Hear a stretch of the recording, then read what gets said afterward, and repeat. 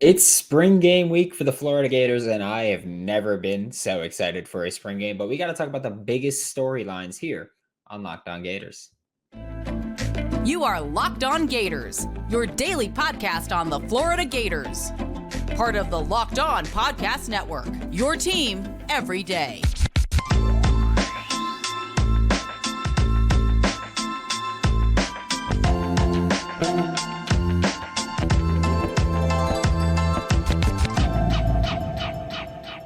Hello, and welcome back to another episode of Locked On Gators, part of Locked On Podcast Network, your team every day. Thanks for making Locked On Gators your first listen of the day. We are available daily and free wherever you listen to podcasts. Happy Monday. I'm Brandon Olson. Find me on Twitter at WNS_Brandon, written work with Whole Nine Sports, Giants Country, NFL 33.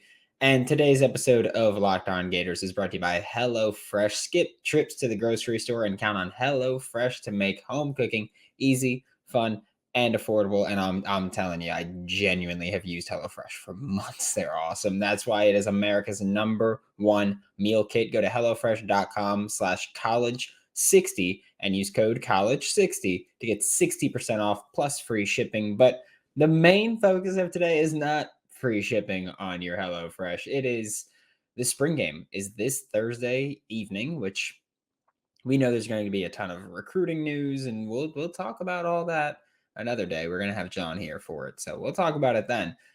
But there's a lot riding on this spring game, which is weird because, last year it was, well, is it going to be Anthony Richardson or Jack Miller III? But we kind of knew it was Anthony Richardson. However, this year we were going into it with, is it Graham Mertz or Jack Miller III? Is Graham Mertz kind of thought to be the starter? Is he being treated as a starter? Which, yeah, kind of like he's taken most of the first team reps. So you could say it's supposed to be Graham Mertz or Graham Mertz is leading. But from what started as, okay, it's Graham Mertz, that should be the assumption, and Jack Miller III is behind him by a bit. Recent reports indicate that Jack Miller III has turned this quarterback battle into a quarterback war, and it is really going to see who will be the starter. So I'm looking forward to seeing how the spring game will play out. And I think one of the main reasons that I'm looking forward to seeing how the spring game plays out in terms of deciding this quarterback battle or helping to decide this quarterback battle is last year we saw Jack Miller III's offense not really do much in the spring game, where this year that will hopefully be different. We'll see how he's improved. We'll see how he's improved from the bowl game. But probably most importantly, if the defense operates under their actual system, which we'll probably see a little bit of a watered down version of it, but you'll probably still see plenty of blitzing and you'll probably still see the defense generally do what it wants to do. You're probably going to see both of these quarterbacks or whichever quarterbacks play in the spring game. You're probably going to see them try to operate under pressure. And that's obviously an incredibly important thing for a quarterback to do, especially when you have the Florida Gators offensive line, which is not bad, but there's just so many question marks on it. And then that's really the part that's going to be surprising. Even if you don't see blitzing, will you still see pressure, and how will that impact the quarterbacks, especially for an offensive line, again, that is, they're dealing with some injuries here and there. There was a lot of youth. They're trying to figure out who's going to be playing what spots. They're not, game ready right now. So it's going to be interesting to see also how they divvy up the teams. Is going to be basically first string offense versus first string defense, with second string offense versus second string defense. Is going to be a mix and mash of everybody all around, which I would kind of rather see first team versus first team, second team versus second team, but irrelevant right now. But I'm curious to see how the offensive line shake out, because odds are whoever the offensive line or whoever is playing offensive line, it's probably going to be a relatively new combination and a relatively inexperienced combination there. How much weight will the spring game hold in, we'll say, deciding the quarterback battle is probably a big point for me as well, because, we're not at these scrimmages that the Gators have. We're not at practices that the Gators have, but we will all be able to see the QB battle. So, or the QB battle in the spring game. So let's look at, If Jack Miller plays great and Graham Mertz plays average, is that going to heavily decide that, hey, maybe it's Jack Miller that gets to start? Or is it going to be more of a product of everything? Because also what you see in practice, or what we get to know from practice, is not their in-depth practice. So we don't know what it's looked like that entire time. I'm curious to see if the offense looks different depending on who the quarterback is. And it's not just something where it's like, oh, Graham Mertz is a better quarterback, so the offense moves better. I'm curious to see, do we see Jack Miller get to work out of the pocket more? Is he working more bootlegs, rollouts, sprint, whatever you want to call them? Is he operating more out of that? Is Graham Mertz working more RPO style offense into his game than Jack Miller does? Or is Jack Miller working more RPO style? So I'm interested to see how that works out, where it could go either way, honestly. But I'm curious to see if we see the offensive system or if we see each of them running their offense and seeing how it works against Florida's defense. So I'm very curious to see if Billy changes things up, because, of course, actually, now I'm curious to know who's going to be calling the offenses. Now I'm like, okay, well, maybe it's not Billy calling offense. Maybe it's Rob Sale and, I don't know, Billy Gonzalez. Maybe it's Russ Callaway, since he has play calling experience. So I'm curious to see how that's going to happen, how it's going to differ there. Are we going to see Max Brown? Because I know going into the spring game last year, I thought that Billy would operate it like a preseason game in the NFL, where it's like, all right, the starters are going to play a half, and then we'll rotate out and we'll bring in depth. And I thought that we were going to see backups come in way earlier than we did. And they really didn't come in until the very end. And they're just like, they weren't really given an opportunity to show what they can truly do. So I'm curious to see if going into this spring game, will we see Graham Mertz, Jack Miller III, and Max Brown actually play significant snaps? Will we see Parker Lacey, Michael Leon, Jordan Guile? Will we see everybody get reps? Probably not, but will we see 3 guys get meaningful snaps? Will we see 4? Or will we just see Graham Mertz and Jack Miller III like last year again, where we saw mostly Anthony Richardson and Jack Miller III? And that was mostly it. We saw some reps at the end of the game, but again, those were meaningless reps in what was a blowout in the spring game. So will we see Max Brown? Also, important to note, Max Brown, after the spring game, will be returning to the baseball team because he's been focusing on football for this spring game. So he will be stepping it back to baseball, but that's not super relevant to the spring game.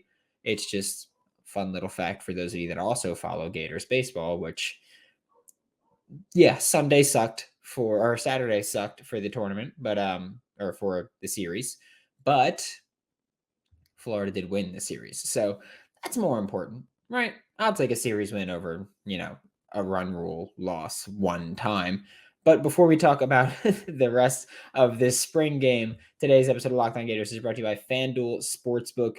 March Madness is done, but baseball is here. UFC on Saturday was very, very helpful, whereas UFC on Saturday, Israel Adesanya by KO TKO was plus 370. Thank you for cashing that one pretty early in the second round too. And also baseball, I got it right here. What were the odds? Plus 670. I had Pete Alonso to hit a home run and Kodai Senga to have over 5.5 strikeouts. He had 6. So that cash. So thank you as well, FanDuel. New customers, sign up, no sweat, first bet up to $1,000 back in bonus bets. If your first bet doesn't win, go to FanDuel.com/lockedon to learn more. Thanks again for making Locked On Gators your first listen of the day. We are available daily and free wherever you listen to podcasts. And I think for me, which is unsurprising, the next biggest storyline is what's happening at tight end, because it's not just, oh, the tight ends weren't super productive in 2022. We need to see changes. It's Keon Zipper, who is the leading receiver amongst tight ends in all categories besides touchdowns, where he was second. Keon Zipper, I was told, is torn ACL and patella tendon, and so he is going to be missing the season. He is looking to come back in 2024. Will that be with Florida? probably depends how 2023 plays out with the young guys, especially Dante Sanders, who is the other incumbent starter at tight end. Arm is in a sling, AC joint sprain, so he's out for now. It's not going to be something that, it's probably not going to be something that carries over into the season, but it is something that's going to limit his spring. So there's that. Jonathan Odom, injured in the bowl game. He is still out and probably going to miss a bit more of time because, it wasn't a little nicked wing that he got. So Jonathan Odom's out. But that means that going into this offseason, those are your three best tight ends. None of them are here for the spring game or spring practice. Second year in a row that tight end room has just been demolished by injuries. However, when one door opens or when one door closes, another opens, right? Because now you've got Arliss Boardingham, who is from the 2022 class, the most hyped tight end, most highly touted tight end from that 2022 class for the Florida Gators, in a class where they brought in 3 tight ends. Arliss Boardingham is the highly touted one. He is receiver, tight end hybrid. He can legitimately get it done at both positions. He's probably going to play out wide a little bit and be that versatile option where it's like, okay, well, oh, look, Florida's coming out with 1 tight end on the line of scrimmage. They're coming out with 2 receivers on the left and Arliss Boardingham's out wide, right? And then he motions in and it's like, oh, wait, no, they're going heavy set again. So Arliss Boardingham gives you that versatility there. So Arliss Boardingham has been given ample opportunity because of those injuries. Hayden Hansen, friend of the show, Hayden Hansen is the other primary guy up there with Arliss Boardingham right now. Again, for an offense that is going to have 2 tight ends, where if these injuries carry over into the year with Keon Zipper, we know he's out for the year. So he's done. Jonathan Odom, when will he be back? When will he be ready? Will he be here for the Utah game? Will he not? Will he be here for Tennessee a couple of weeks later? So what is it going to look like for him? So for Hayden Hansen, you need to step up, and he's tight end 2 right now, or tight end 1B, I guess we'll say, with Arliss Boardingham, which I'm not going to pretend I'm not excited about that. Like going into the 2022 season, I remember saying I want to see both Arliss and Hayden Hansen on the field at the same time, because they're going to be Gators for years, and they're probably going to play on the field a lot together. So I was hoping that in 2022, we'd see some rotations where it's like, okay,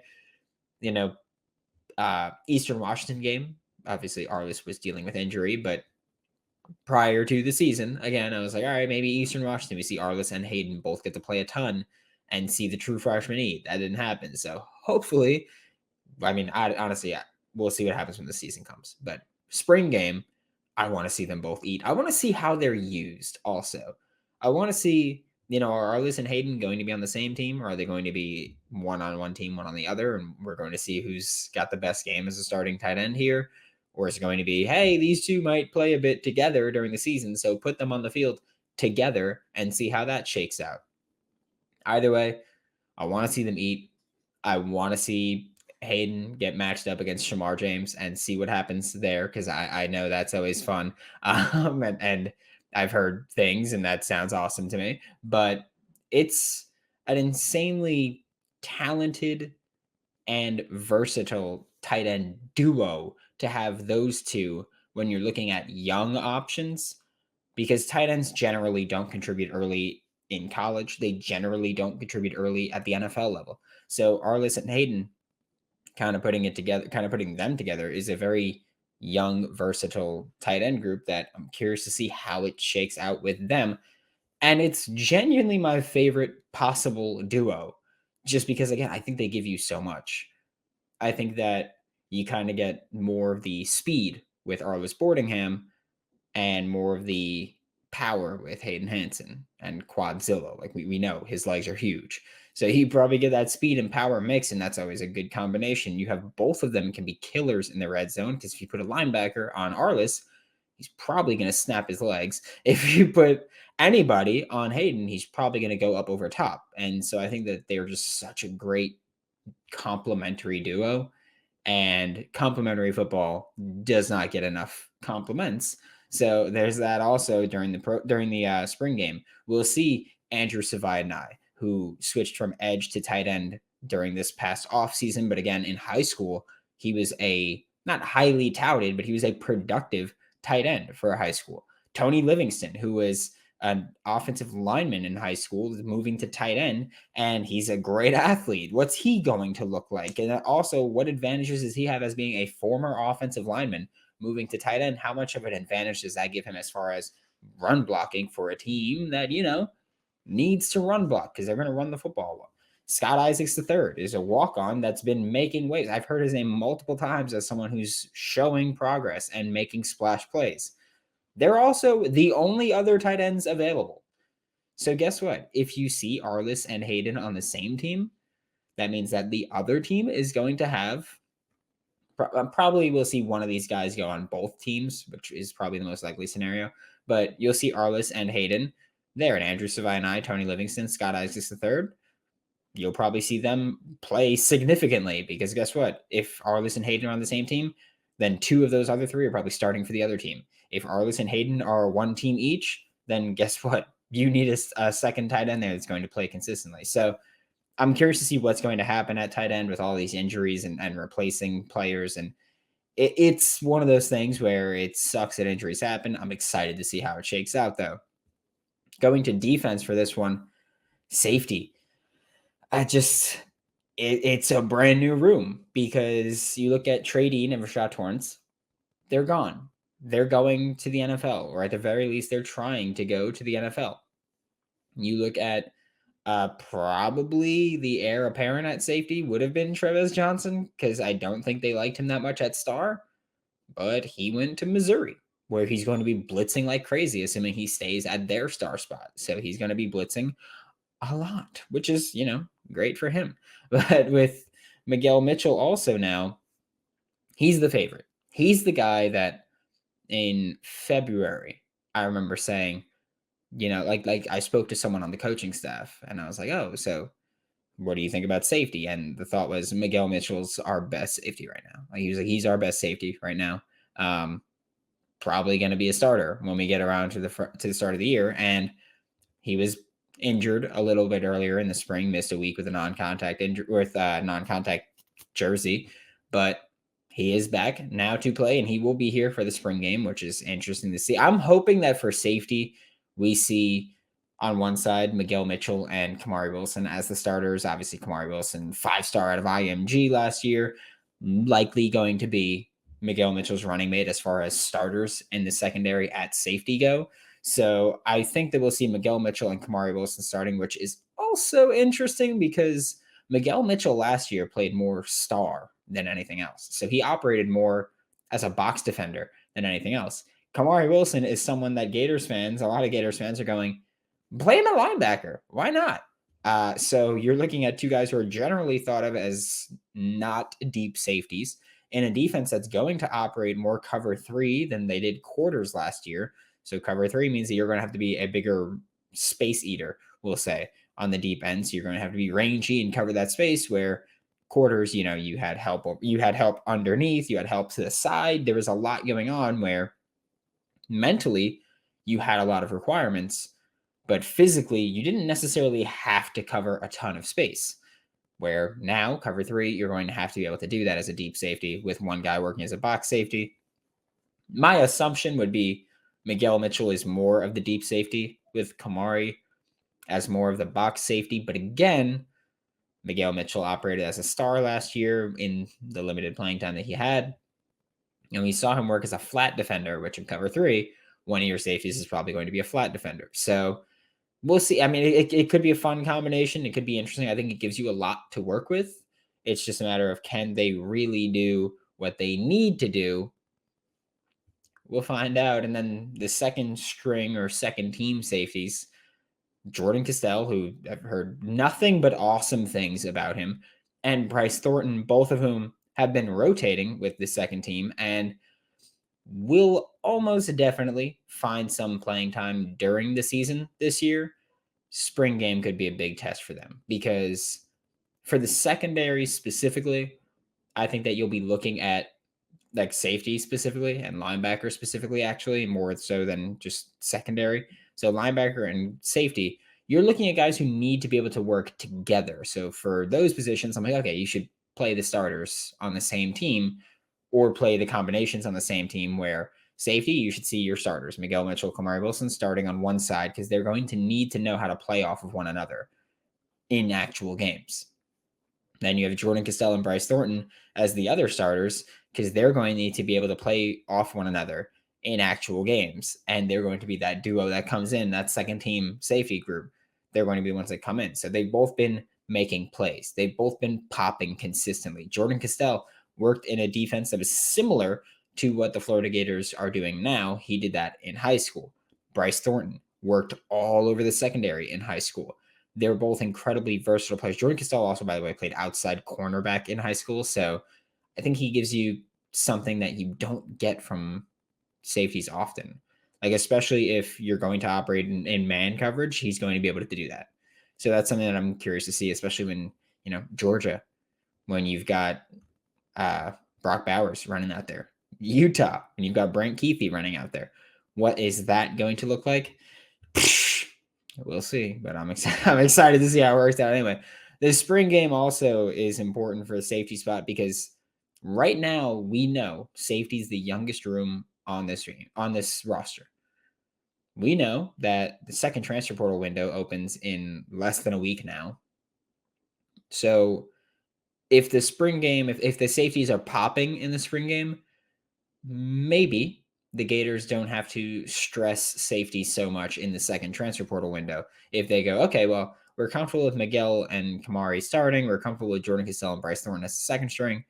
We'll add a safety if there's one that we really like, but we don't need to add a safety. Whereas right now, the thought process is generally need to add a safety. So we'll see how the spring game really changes that, if at all, how it goes into the evaluation. But thanks for making Locked On Gators your first lesson of the day.